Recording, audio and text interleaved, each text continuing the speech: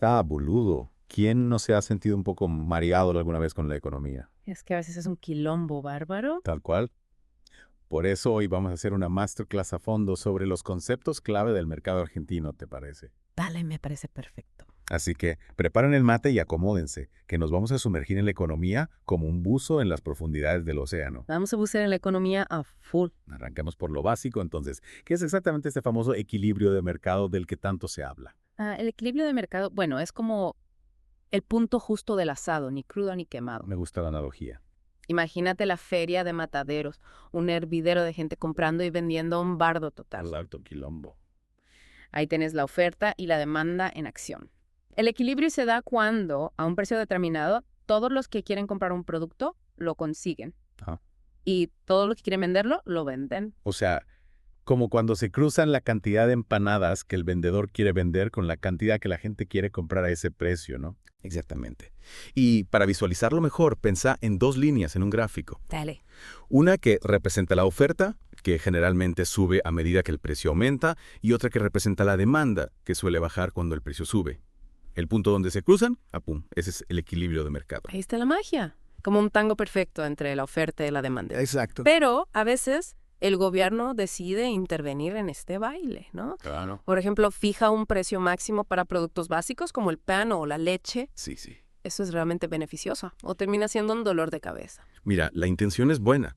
Se busca proteger al consumidor y asegurar el acceso a productos esenciales. Sí, obvio. Pero ojo, porque si el precio máximo se fija muy por debajo del precio de equilibrio, puede generar escasez. ¿En serio? Sí, imagínate que obligan a los panaderos a vender el pan a un precio muy bajo. Muchos podrían dejar de producirlo porque no les conviene, ¿viste? Wow. Y terminaría habiendo menos pan disponible para la gente. Y ahí se arma la cola en la panadería. Entonces, fijar un precio mínimo sería la solución. Eso nos salva de la inflación. No, no tan rápido. Un precio mínimo, si está muy por encima del equilibrio, puede tener el efecto contrario. Exceso de oferta. Imagínate que el precio del vino está regulado muy alto. Ajá. Las bodegas van a querer producir mucho para aprovechar el precio, pero la gente comprará menos porque está caro. Lógico. Terminarán con bodegas llenas de vino que no pueden vender. Un problema para los bodegueros. Se podrá la cosecha y nadie gana. Hablando de cosas complicadas, ¿qué hay de los impuestos? ¿Son solo para financiar al gobierno o tienen otra función en la economía? No, para nada. Los impuestos son la forma en que el Estado financia los servicios públicos. Ajá. Educación, salud, seguridad, infraestructura, etc. Sin impuestos no habría hospitales públicos, escuelas ni rutas. Claro que hay que controlar que se usen de manera eficiente y transparente. Es verdad, nadie quiere que sus impuestos se desperdicien. Pero ¿cómo impactan los impuestos en los precios que vemos en las góndolas? ¿Quién termina pagando más? Bueno, eso depende del tipo de impuesto y del producto. A veces el productor absorbe parte del impuesto, a veces lo traslada al consumidor en el precio final y a veces se reparte entre ambos. Es un tema complejo que requiere un análisis más profundo de cada caso. Me imagino que con los subsidios pasa algo parecido, ¿no? A veces se habla de ellos como una ayuda, pero también pueden tener sus contras. Sí, los subsidios son una herramienta que usa el gobierno para abaratar ciertos productos o servicios. Como la energía o el transporte, por ejemplo. Exactamente. La idea es que sean más accesibles para la gente, especialmente para los sectores de menores ingresos. Claro, como el subsidio al gas, por ejemplo, para que la gente pueda calefaccionarse en invierno. Tal cual. Pero los subsidios también tienen un costo para el Estado y a veces generan distorsiones en el mercado. Por ejemplo, si el precio de la energía está muy subsidiado, la gente puede consumirla de forma excesiva, lo que no es bueno para el medio ambiente ni para la economía a largo plazo. Entonces, los subsidios son como un arma de doble filo. ¿Cómo se decide cuándo usarlos y cuándo no? Es un debate complejo. Hay que evaluar cada caso con cuidado, considerando los costos y beneficios para la sociedad en su conjunto. Bueno, ya empezamos a entender cómo funciona el mercado en general, con sus equilibrios, sus intervenciones y sus vaivenes, pero ahora me gustaría profundizar en la demanda. ¿Qué factores influyen en que la gente compre o no compre un producto? ¿Es puro impulso o hay algo más detrás? Ahí nos metemos en la mente del consumidor argentino. Y te aseguro que no es solo impulso, hay toda una serie de variables que juegan un papel fundamental en la decisión de compra. Desglosa un poco eso, a ver. ¿Qué hace que un argentino se decida a comprar un producto? Bueno, primero tenemos que diferenciar entre la demanda individual, que es lo que una sola persona está dispuesta a comprar a un precio dado, Ajá.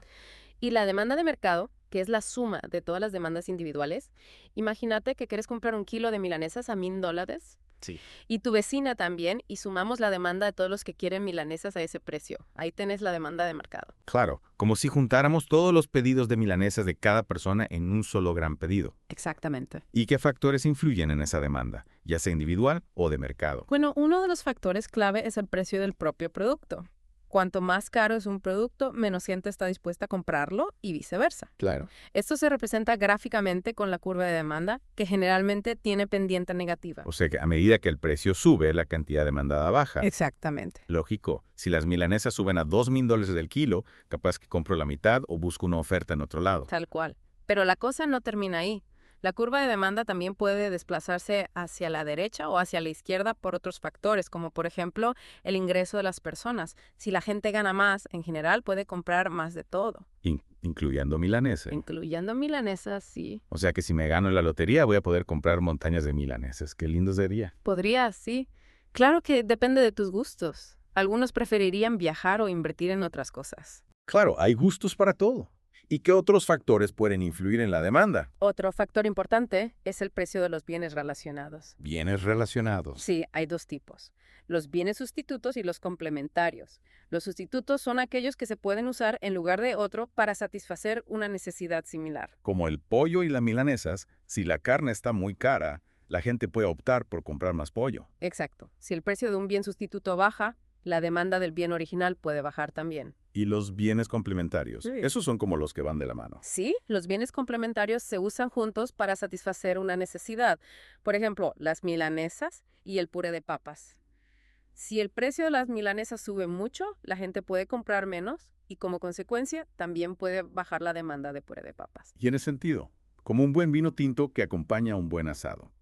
Si el asado está inaccesible, el vino también se vende menos. Exacto. El precio de un bien complementario puede influir en la demanda del otro. Fascinante. Entonces, el precio del producto en sí, el ingreso de la gente, el precio de los bienes relacionados, todo eso impacta en la demanda. ¿Hay algo más que debamos tener en cuenta? Por supuesto, no podemos olvidarnos de los gustos y preferencias de los consumidores. Si un producto se pone de moda, la demanda puede dispararse. Como las zapatillas que usa Messi, por ejemplo. Exactamente. La publicidad, las tendencias, la cultura, todo eso influye en lo que la gente quiere comprar. O sea que la demanda es como un río, siempre en movimiento, cambiando de curso según un montón de factores. Así es. Y ahora, si te parece, crucemos el río y veamos la otra orilla. La oferta. Dale. Me intriga saber qué hace que un productor argentino se ponga la camiseta y ofrezca más o menos de un producto. ¿Es solo cuestión de plata o hay otros factores en juego? La plata es importante, obvio, pero no es el único factor. Para entender la oferta, también tenemos que distinguir entre la oferta individual, que es lo que un solo productor, digamos, está dispuesto a vender a un precio dado, y la oferta de mercado, que viene a ser la suma de todas las ofertas individuales. O sea, si un tambero produce 100 litros de leche y otro produce 200, y sumamos la producción de todos los campos del país, ahí tenemos la oferta de mercado, ¿no? Exactamente. Y esta oferta de mercado, a ver, también se puede representar en un gráfico con una curva que generalmente tiene pendiente positiva. Pendiente positiva. Sí, eso significa que a medida que el precio sube, los productores están dispuestos a ofrecer más cantidad del producto. Claro, porque si el precio de la leche sube, a los tambos les conviene producir más para ganar más plata. Tal cual. Pero al igual que con la demanda, la curva de oferta no es estática. No. No, puede desplazarse hacia la derecha o hacia la izquierda debido a diversos factores. Uno de los más importantes en la Argentina, como ya mencionamos, es el clima. Sí, recordemos la sequía que afectó la producción de soja hace poco. Menos soja disponible significa menos oferta, y eso empuja los precios hacia arriba. Exactamente.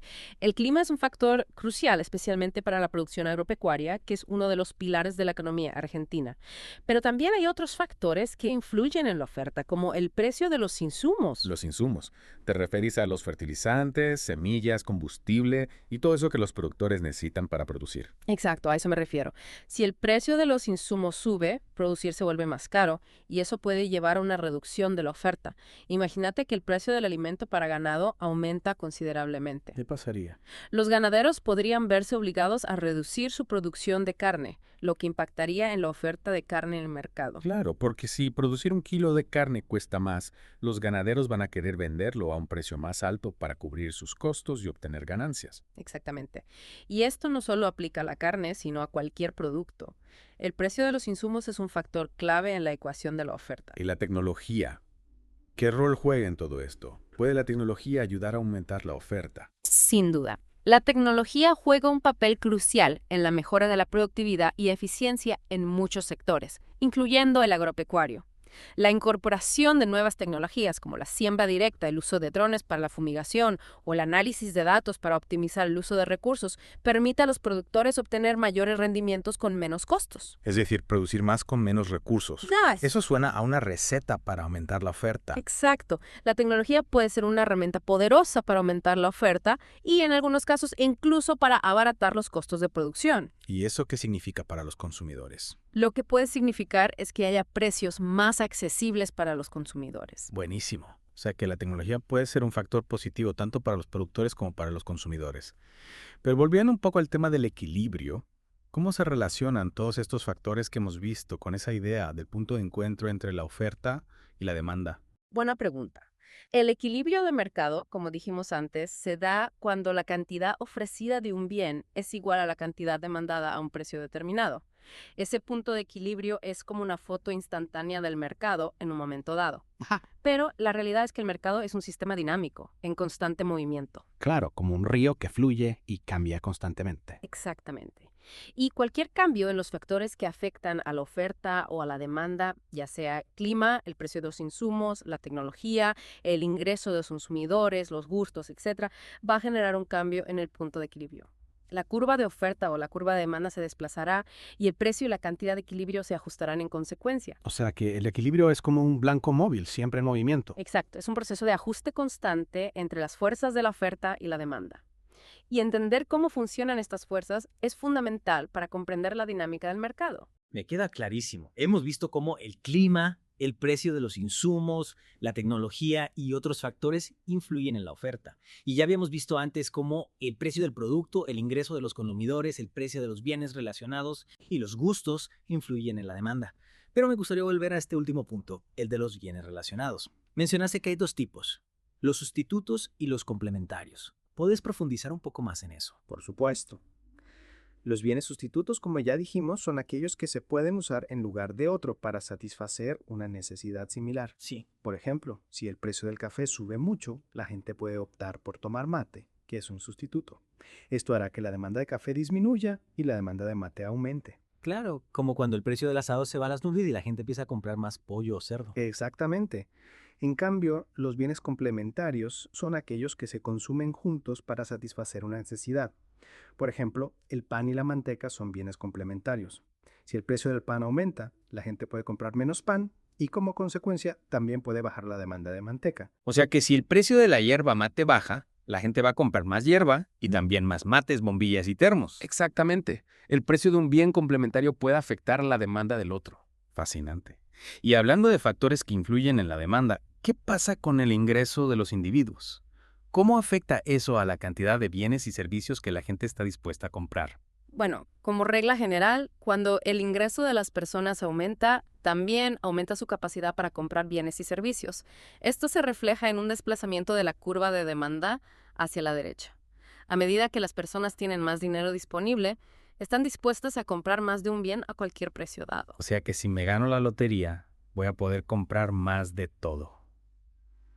Más asados, más viajes, más ropa, más de lo que quiera. En teoría, sí. Claro que esto depende de las preferencias individuales. Algunas personas pueden optar por ahorrar una parte importante de su nuevo ingreso, mientras que otras pueden gastarlo todo. Pero hay gente que es más ahorrativa y otra más gastadora. Exactamente. Y también hay que tener en cuenta que no todos los bienes reaccionan de la misma manera a los cambios en el ingreso. Aquí es donde entran en juego los conceptos de bienes normales y bienes inferiores. A ver, explícame eso. Un bien normal es aquel cuya demanda aumenta a medida que aumenta el ingreso de las personas. La mayoría de los bienes son bienes normales. Por ejemplo, si tu ingreso aumenta, es probable que compres más ropa, más electrodomésticos, más salidas a comer, etc. Tiene sentido. Más plata, más gustos. Exactamente. Por otro lado, un bien inferior es aquel cuya demanda disminuye a medida que aumenta el ingreso de las personas. Estos bienes suelen ser de menor calidad o más baratos que sus alternativas.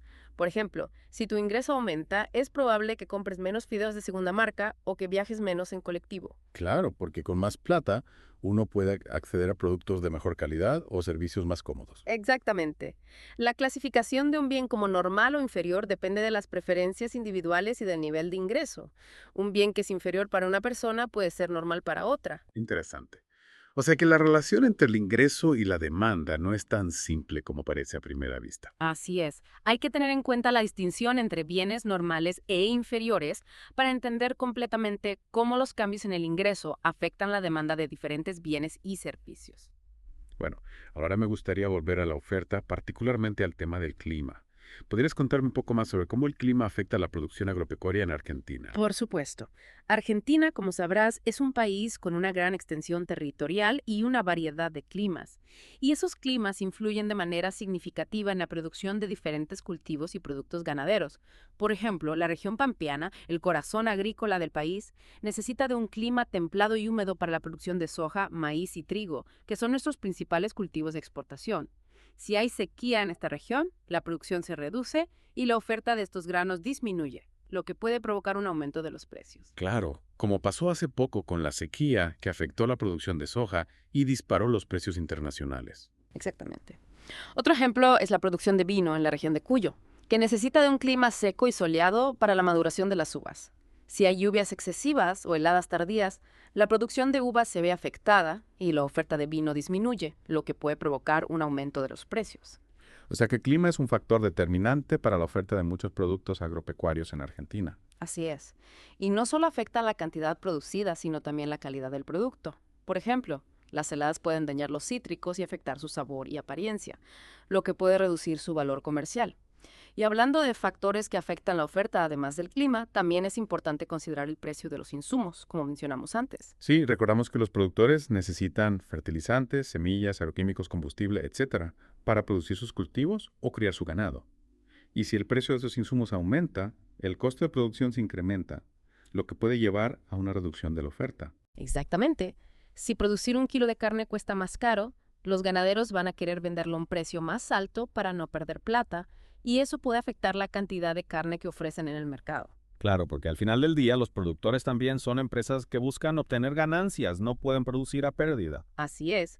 Y la tecnología, como mencionamos antes, puede jugar un papel importante en la reducción de los costos de producción. Una mejora tecnológica puede permitir a los productores obtener mayores rendimientos con un menor uso de insumos, lo que abarata los costos, y puede incentivar un aumento de la oferta. Como cuando se inventó la cosechadora, por ejemplo. Revolucionó la agricultura. Exactamente. La tecnología puede ser un factor clave para mejorar la eficiencia y la productividad, lo que a su vez puede impactar positivamente en la oferta. Bueno, ya tenemos un panorama bastante completo de cómo funcionan la oferta y la demanda en el mercado argentino. Hemos visto cómo interactúan, cómo se ajustan a los cambios y cómo diferentes factores pueden influir en ellas. Pero me gustaría profundizar un poco más en el rol del Estado en todo esto. Mencionaste antes que el gobierno a veces interviene en el mercado, por ejemplo, fijando precios máximos o mínimos o otorgando subsidios. ¿Podrías contarme un poco más sobre estas intervenciones y sus consecuencias? Claro, el Estado a veces, interviene en el mercado con diferentes herramientas, buscando corregir ciertas fallas o promover objetivos específicos. Una de esas herramientas son los impuestos. Los impuestos. Esos que a veces sentimos que nos sacan un buen pedazo del sueldo. Contame, ¿para qué sirven realmente? ¿Van todos a parar a las arcas del gobierno? No, no es tan simple como eso. Los impuestos son, la principal fuente de financiamiento del Estado. Permiten al gobierno obtener los recursos necesarios para brindar servicios públicos esenciales, ¿Cómo cuáles? como salud, educación, seguridad, infraestructura, justicia, etc. Entiendo. Es como una gran vaquita común para financiar todo lo que necesitamos como sociedad. Exactamente. Sin impuestos, el Estado no podría funcionar. Y la sociedad se vería seriamente afectada. Imagínate un país sin hospitales públicos, sin escuelas, sin rutas, sin policía. Pues sería un caos total. Totalmente. Es cierto, a veces nos quejamos de los impuestos, pero son necesarios para que el país funcione. Ahora bien, ¿cómo impactan los impuestos en los precios? ¿Quién termina pagando la cuenta? Bueno, eso depende del tipo de impuesto y del producto en cuestión. A veces el productor absorbe parte del impuesto reduciendo sus ganancias, a veces lo traslada al consumidor aumentando el precio final del producto y a veces se reparte entre ambos. Es un tema complejo que requiere un análisis específico de cada caso. O sea que no siempre es fácil identificar quién está pagando realmente el impuesto. Exacto, por eso es importante analizar con cuidado el impacto de los impuestos en la economía. Un sistema impositivo bien diseñado debería ser eficiente. Eficiente. Sí, es decir, recaudar los recursos necesarios sin distorsionar demasiado el funcionamiento del mercado. ¿Y qué hay de la equidad? Los impuestos deberían ser justos para todos. Por supuesto. Un sistema impositivo justo debería ser progresivo, es decir, que aquellos que tienen mayores ingresos paguen proporcionalmente más impuestos que aquellos con menores ingresos. Esto permite una distribución más equitativa de la carga tributaria. Si tiene sentido. El que más tiene, más puede aportar. Hablando de intervenciones del Estado, ¿qué me decís de los subsidios? Ok. A veces se los critica, a veces se los defiende. ¿Cuál es tu opinión? Bueno, los subsidios son otra herramienta que utiliza el Estado para influir en el mercado. En este caso, se trata de una transferencia de recursos del Estado hacia ciertos sectores de la economía o hacia los consumidores, con el objetivo de reducir el precio de ciertos bienes o servicios. Claro, como el subsidio al transporte público, que busca que la gente pueda viajar en colectivo o tren a un precio más accesible. Exactamente. Los subsidios pueden tener diferentes objetivos. A veces se busca promover el consumo de ciertos bienes o servicios que se consideran importantes, como la energía o los alimentos. Otras veces se busca proteger a ciertos sectores de la economía, como la industria nacional. Y en otros casos se busca mejorar el acceso de la población a bienes y servicios básicos, como la salud o la educación. O sea que los subsidios pueden ser una herramienta útil para lograr diferentes objetivos sociales o económicos. Así es, pero también tienen sus desventajas. Y desventajas. Sí, por un lado, implican un costo para el Estado, ya que debe destinar recursos para financiarlos.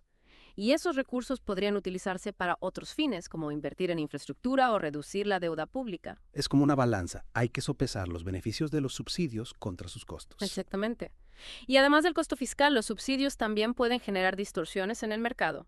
Al alterar artificialmente los precios, pueden desincentivar la eficiencia y la innovación y generar dependencia del subsidio. Entonces, los subsidios son como un medicamento.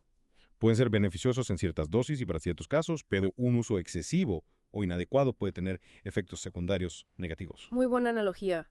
Los subsidios deben utilizarse con cuidado, evaluando en cada caso sus costos y beneficios y diseñándolos de manera eficiente y transparente para minimizar las distorsiones y maximizar su impacto positivo. Bueno, creo que con eso ya tenemos un panorama bastante completo de la economía argentina. Sí.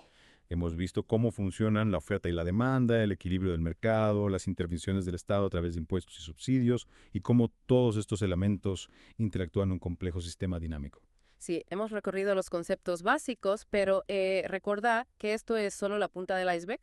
La economía es una disciplina vasta y compleja y hay mucho más por explorar, pero espero que esta masterclass te haya brindado las herramientas básicas para comprender mejor el funcionamiento de la economía argentina. La verdad que sí, me voy con la cabeza llena de información, pero con una mejor comprensión de cómo funciona este fascinante mundo de la economía. Muchas gracias por compartir tus conocimientos con nosotros. Ha sido un placer. Recordá que la clave está en seguir aprendiendo y analizando la realidad con una mirada crítica y curiosa. Che, y con eso llegamos al final de esta Deep Dive a la economía argentina.